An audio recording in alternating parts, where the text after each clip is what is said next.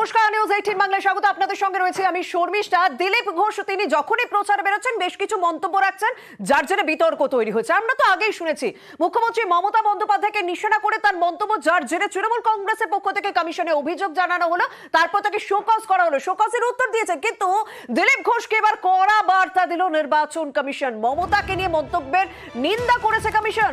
মহিলাদের সম্পর্কে দিলীপের মন্তব্য অশোভনীয়। আর কি কি বলা হয়েছে, কি বলেছে কমিশন, আমাদের প্রতিনিধি সোমরাজ আমাদের সঙ্গে রয়েছেন। সোমরাজ, দেখো, মমতা বন্দ্যোপাধ্যায় সম্পর্কে যে মন্তব্য দিলীপ ঘোষ করেছে তার জন্য দিলীপ ঘোষকে সেন্সর করলো জাতীয় নির্বাচন কমিশন, যা এই মুহূর্তে যথেষ্ট গুরুত্বপূর্ণ। পাশাপাশি দিলীপ ঘোষকে ওয়ার্নিং দেওয়া হলো, অর্থাৎ সতর্ক করা হলো দিলীপ ঘোষকে আগামী দিনে এই ধরনের কোনো মন্তব্য করা থেকে বিরত থাকতে হবে দিলীপ ঘোষকে, না হলে আরো কড়া পদক্ষেপ নেবে জাতীয় নির্বাচন কমিশন। এবং দিলীপ ঘোষ এই ধরনের মন্তব্য করেছেন সেই বিষয় সম্পর্কে জানিয়ে বিজেপির সর্বভারতীয় সভাপতি জেপি নাড্ডাকেও জানালো জাতীয় নির্বাচন কমিশন। এবং জাতীয় নির্বাচন কমিশনের তরফে বিজেপির সর্বভারতীয় সভাপতি জেপি নাড্ডাকেও জানানো হলো যে দিলীপ ঘোষ মমতা বন্দ্যোপাধ্যায় সম্পর্কে এই ধরনের মন্তব্য করছেন। এই ধরনের মন্তব্য মহিলাদের সম্পর্কে যা অশোভনীয়, অশালীন, তেমনটাই বলছে জাতীয় নির্বাচন কমিশন। জাতীয় নির্বাচন কমিশনের তরফে সেক্ষেত্রে তুমি যেমন বলছো যে কড়া বার্তা দেওয়া হয়েছে এবং ওয়ার্নিং পর্যন্ত দেওয়া হয়েছে, তাহলে কি ভবিষ্যতে এই ধরনের ঘটনা পুনরাবৃত্তি আবার যদি ঘটান দিলীপ ঘোষ, তাহলে কি কড়া পদক্ষেপও নেওয়া হবে? হ্যাঁ দেখো, একদমই। সাধারণত জাতীয় নির্বাচন কমিশন এই ধরনের সতর্ক বার্তা দেওয়ার পর এর পরবর্তী ক্ষেত্রে যদি এই ধরনের কোনো মন্তব্য দিলীপ ঘোষ করেন বা যে কেউ করেন, তাহলে কিন্তু তার বিরুদ্ধে কড়া পদক্ষেপ নেয় জাতীয় নির্বাচন কমিশন। 2021-এর বিধানসভা নির্বাচন, 2019-এর লোকসভা নির্বাচনেও এই ধরনের শাস্তিমূলক পদক্ষেপ নেওয়ার দৃষ্টান্ত রয়েছে। ফলত সেই জায়গায় দাঁড়িয়ে জাতীয় নির্বাচন কমিশন এর পরবর্তী ক্ষেত্রে এই ধরনের কোনো মন্তব্য করলে যে কড়া পদক্ষেপ নেবে তাও বুঝিয়ে দেওয়া হয়েছে রাজ্যের মুখ্য নির্বাচনী আধিকারিক। ধন্যবাদ। রাজ্যের ভোটের ময়দান আমরা জানি বরানগর বিধানসভায় উপনির্বাচনও রয়েছে, যেখান থেকে বিজেপির প্রার্থী করা হয়েছে সজল ঘোষকে। কিন্তু ভোটের ময়দানে রাজনৈতিক চর্চা তো অব্যাহত। সেখানে দমদমের তৃণমূল কংগ্রেস প্রার্থী ভার্সেস বরানগর উপনির্বাচনে বিধানসভার বিজেপি প্রার্থী সজল। শুনুন বাকযুদ্ধ। সজল হেরে ভূত হয়ে যাবে, আমি এইটাই বলছি। ও তো সিটি কলেজের বাইরে কোথাও কিছু করেনি। একটা ছোট্ট ওয়ার্ডের কাউন্সিলর ছিল, বরানগর অথই জল, ও ডুবে যাবে। আমি একটা ছোট্ট ওয়ার্ডের কাউন্সিলর, সৌগত বাবু দেয়াল লিখন পড়ে নিন, বরানগর ভারতীয় জনতা পার্টি জিতবে জিতবে জিতবে। আর বলেছে না বরানগরে আমি অথই জলে পড়বো, ঠিকই বলেছে।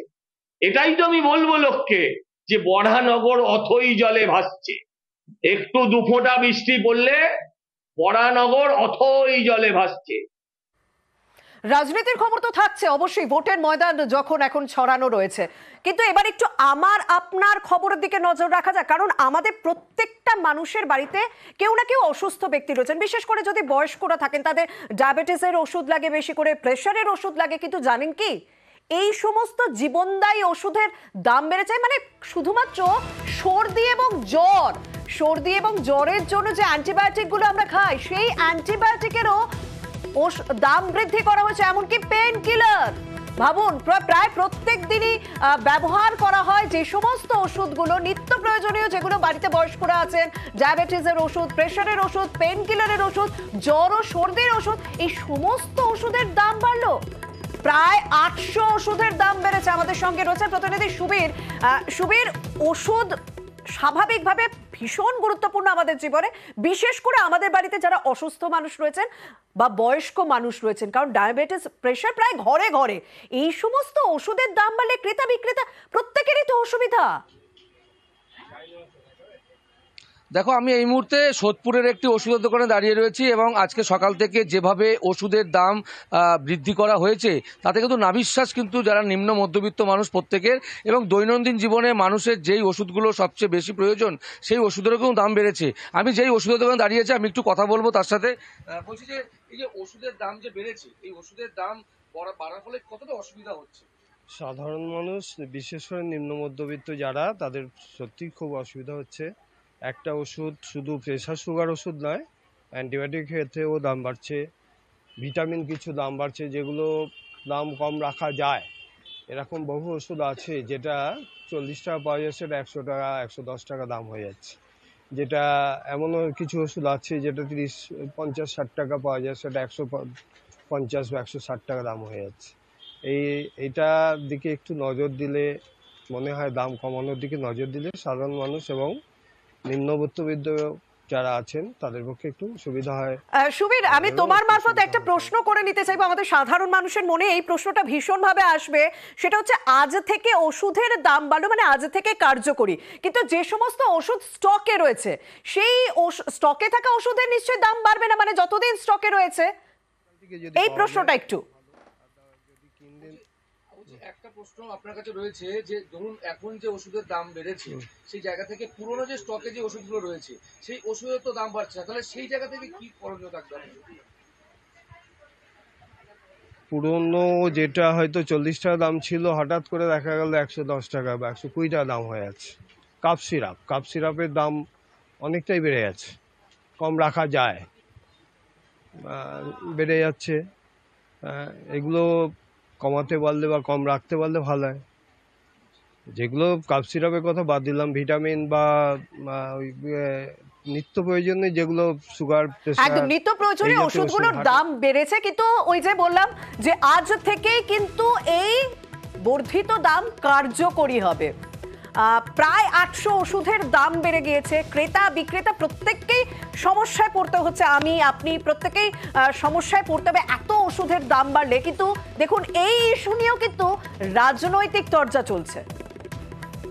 সুপ্রিম কোর্টের বদান্যতায় যে তথ্য সামনে এসছে ইলেকটোরাল বন্ডের, তাতে দেখা গেছে যে ফার্মা কোম্পানি অর্থাৎ ওষুধ কোম্পানির কাছ থেকে জোর করে প্রায় 1000 কোটি টাকা আদায় করা হয়েছে। তো কোনো কোম্পানিকে যদি কেন্দ্রের শাসক দলকে এত টাকা দিতে হয়, সেই টাকাটা তো তারা নিজেদের পকেট থেকে দেবে না, সাধারণ মানুষের পকেট থেকে নিয়েই দেবে, এবং তার একটাই উপায় হচ্ছে ওষুধের দাম বাড়ানো। এর আগেও তো আমরা দেখেছি ওষুধের দাম কিভাবে বেড়েছে। এবারে আমরা দেখেছি ভেন্টিলেশনের থেকে শুরু করে আইসিইউ বেডের উপরে আলাদা করে কর বসানো হয়েছে। আর কেন্দ্রীয় সরকারের এই ব্যর্থ নীতির জন্য এই ওষুধের দাম বাড়ার কারণে সাধারণ মানুষের প্রাণ হত্যাগত হবে, মানুষের জীবন আরো মৃত্যুর মুখে পতিত হবে। পেট্রোল, ডিজেল, রান্নার গ্যাস, ওষুধের দাম, প্রত্যেকটা জিনিসের দাম আজকে ভারতবর্ষের এই সরকার আমলে বেড়ে চলেছে। মানুষের খরচ করার ক্ষমতাটা কমে যাচ্ছে, টাকা জমানো করার ক্ষমতা মানুষের কমে যাচ্ছে, ওষুধের দাম বাড়ছে। হয়তো দেখবেন ওষুধ কোম্পানি ইলেকট্রাল বন্ডে কোনো ভালো চাঁদা দিয়েছে, নাহলে দাম বাড়ানোর সুযোগ দেবে কেন? এখানে ধান্দা করতে গেলে চাঁদা দিতে হয়, কিছু দিয়েছে তাই বাড়ছে। আগে 1 এপ্রিল আর একবার দেশের মানুষকে বোকা বানানো হলো। আমি এর আগে বলছিলাম ওষুধের দাম মানুষের জীবনদায়ী, 800 ওষুধের দাম আজকে বাড়ানো হয়েছে। তখন মানুষ হয়তো ভাবছিলেন যে আমরা ঠিক বলছি কিনা। মানুষ নিজের জীবন দিয়ে বুঝতে পারছেন ওষুধের কোম্পানির থেকে টাকা নিচ্ছে ইলেকট্রাল বন্ডে বিজেপি আর তৃণমূল।